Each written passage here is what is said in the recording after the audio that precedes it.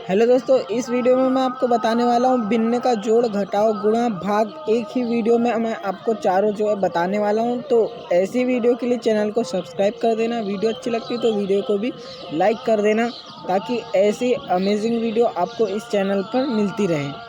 तो इस वीडियो में हम आपको बताने वाले हैं भिन्न का जोड़ सबसे पहले बताएंगे, फिर जो है घटाना, फिर गुणा, फिर भाग।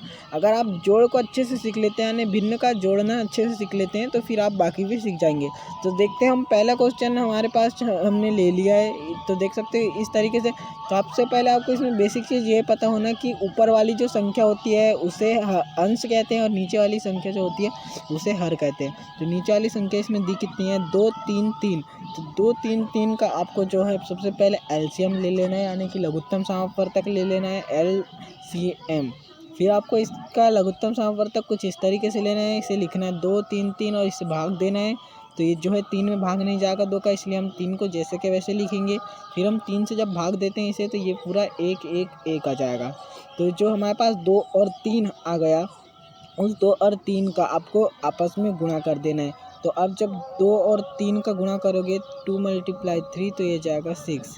तो जो हमारे पास 6 आया, वो जो आया इस संख्या का एलसीएम आया। तो जो हमें जो एलसीएम मिला है, हमें जो है नीचे लिखना होगा।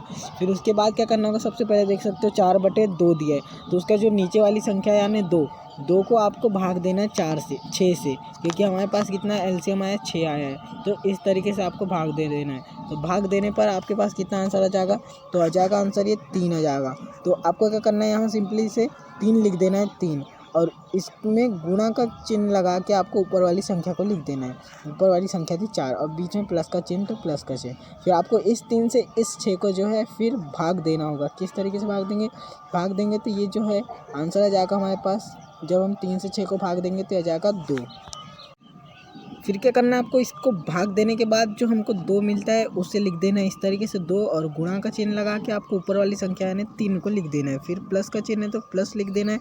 फिर वैसे आपको जो 6/3 है उसका 3 से भाग देना है आपको, जो एलसीएम आया 6 उससे। तो जब आप 3 से 6 को भाग देंगे तो आ जाएगा 2, और गुणा करके आपको ऊपर वाली संख्या लिख देना है कितना? 6। तो आप इसे जो है सॉल्व कर लीजिएगा। सॉल्व करने के बाद जो आंसर आ जाएगा देख सकते हो, शुरू में दिया है 4 × 3 जो आ जाएगा 12 आ जाएगा, 4 × 3 = 12। और वैसे ही प्लस का चिन्ह लगा देंगे हम यहाँ पे, 3 दूनी 6 आ जाएगा, प्लस का चिन्ह लगा देंगे और ये आ जाएगा कितना? 6 दूनी 12। अब इसे जो हम इसे और आगे सॉल्व कर लेते हैं। सॉल्व करने पर क्या हो जाएगा देख सकते हो आप, जब ऊपर वाली संख्या 12 धन 6 धन 12 को जब ऐड करेंगे यानी कि जोड़ेंगे, तो ये जाएगा 30, और अपॉन में जाएगा 6 यानी बटे में 6, तो 30/6 आ जाएगा। और जब इसे सॉल्व करेंगे यानी काटेंगे तो ये जाएगा 5, और 5 ही आपका जो है राइट आंसर होगा। जो आप इस जो भिन्न का आंसर अगर निकालेंगे तो जो 5 आंसर आएगा वो आपका राइट आंसर होगा। इसके बाद देखते हैं हम भिन्न का घटाव यानी कि माइनस किस तरीके से करते हैं।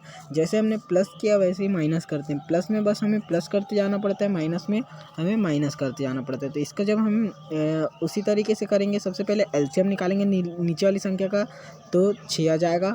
फिर उसी तरीके से हम भाग देंगे जिस तरीके से हमने प्लस वाले में किया था, तो यह आ जाएगा 3 × 4। अब हमने क्या किया था? वहाँ प्लस लिखा था और यहाँ हमारे पास आ जाएगा माइनस, क्योंकि यहाँ माइनस के क्वेश्चन है इसलिए हमारे पास माइनस आएगा। अब वैसे हम 3 से भाग देंगे 6 को, तो आ जाएगा 2 × 3। उसी तरीके से यहाँ प्लस की जगह जो है माइनस आ जाएगा, क्योंकि हमने जिस तरीके से हमने प्लस में किया था उसका अपोजिट इसमें करना पड़ेगा, क्योंकि इसमें माइनस करना पड़ेगा। फिर क्या करते हैं? हम इसे सॉल्व कर लेते हैं। सॉल्व करने पर उसी तरीके से आ जाएगा 4 × 3 = 12।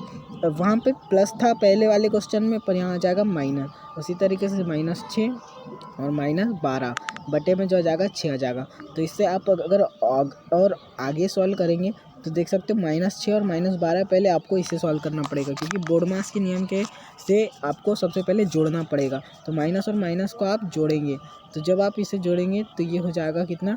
जब हम -6 और -12 को ऐड करेंगे तो आंसर आपका माइनस में आएगा, क्योंकि बड़ी संख्या के सामने जो है माइनस का चिन्ह है, इसलिए माइनस में आंसर आएगा।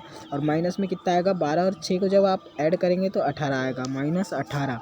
तो -18 और बचा क्या हमारे पास? 12 बचा। तो हमारे पास सबसे पहले 12 है, फिर आंसर आया -18। तो आप इसे जब माइनस करेंगे तो माइनस में आंसर आएगा, क्योंकि बड़ी संख्या के सामने माइनस है, इसलिए माइनस में आंसर आएगा। और कितना आएगा, 18 में से हम 12 को घटाएंगे तो 6 आंसर आएगा। तो हमारे पास ऊपर में जो है माइनस का 6 आंसर आ गया। और नीचे में कितना था, नीचे में था हमारे पास 6।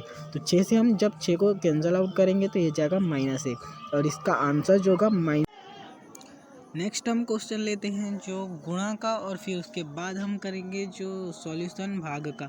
सबसे पहले गुणा करेंगे, फिर भाग। आपको अगर गुणा जो है समझ आ जाता है तो भाग भी आसानी से समझ आ जाएगा। गुणा करने के लिए आपको ऊपर और नीचे वाली संख्या को अगर काटना होता है, काटना किस तरीके से है, आपको काटने का मतलब भाग देना है। आपको रफ में समझाते हैं किस तरीके से, जैसे दिया है 4/2।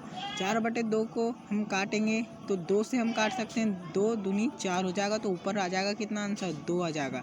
किस तरीके से क्या हमने भाग देकर बताते हैं, यहाँ लिखना है 2 और ऊपर वाली संख्या को लिखना है, यानी ऊपर वाले नंबर को लिखना है 4। 4 लिखने के बाद इस तरीके से आपको भाग दे देना है, सिंपली 2 दूनी 4, तो 2 आंसर आ गया। बस इस तरीके से आपको जो इसे सॉल्व करना है। तो आपको जो है जो 4/2 है, 3/3 और 6/3 सभी को इस तरीके से काटना है, यानी जो कट रहे हैं उसी को काटना है, ऊपर नीचे वाली संख्या को। देख सकते हो हमने इसे काट दिया, 3 से 3 भी कट जाएगा, एक बार में कटेगा, ये भी एक बार में आएगा, 3 से भाग देंगे तो।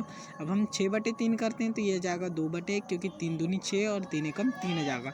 तो हम इसे अब अच्छे से तरीके से लिख लेते हैं किस तरीके से हमारे पास जो है आंसर आया।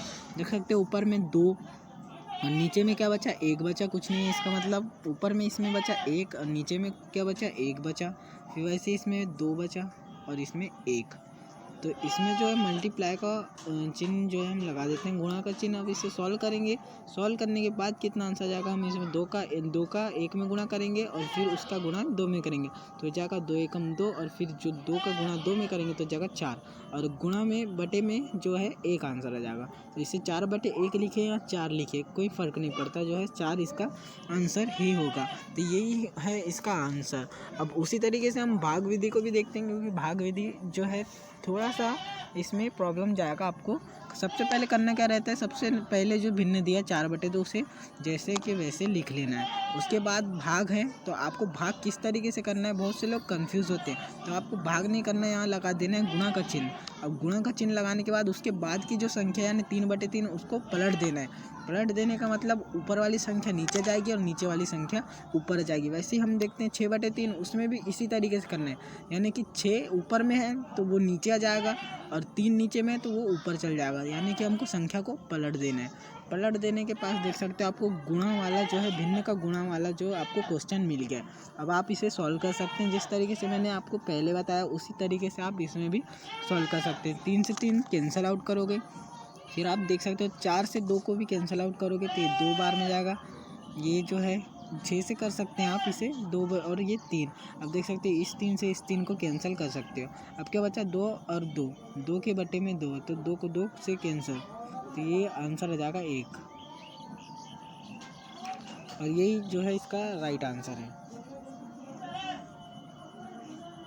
उम्मीद करते हैं कि आपको समझ आया होगा किस तरीके से वीडियो में भाग, गुणा और जोड़ घटाया जाता है भिन्न का।